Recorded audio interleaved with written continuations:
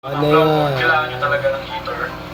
So, yan. Sinasabi ko nga dati, hindi naman nire-recommend na gumamit ng heater pag mag-aalaga kayo ng flower horn. No? Pero pag mag-groom kayo, required talaga na merong heater para mas maganda yung condition niya.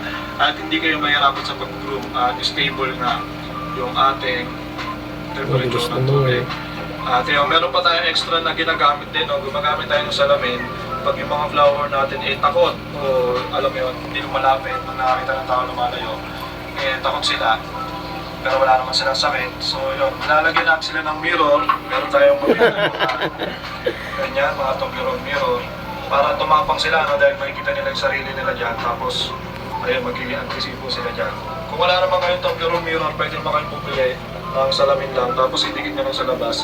Ang importante lang doon ay makita niya yung sarili niya sa salamin. At sa ganung paraan ay nagiging agresibo siya. So nilalagay lang yan 15 minutes after every meal. So ayun lang guys, na marami pa akong nakalimutan. Pero siguro sa susunod na video na lang siguro o comment na lang kayo kung may mga katanungan pa kayo sa pag-groom ng flower horn, no? So sa ngayon, yan pa lang yung mga naisip ko siguro. Marami pa akong nakalimutan talaga. Kaya sasagutin ko na lang sa comments kung may mga nakalimutan talaga ako na gusto nyo malaman. So yun, tapusin ko na ang video na to. No? Sana may natutunan kayo. Maraming salamat sa panganonood. Peace out!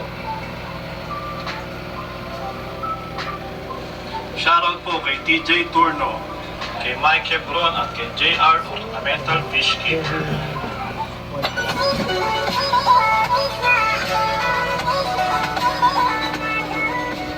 Ang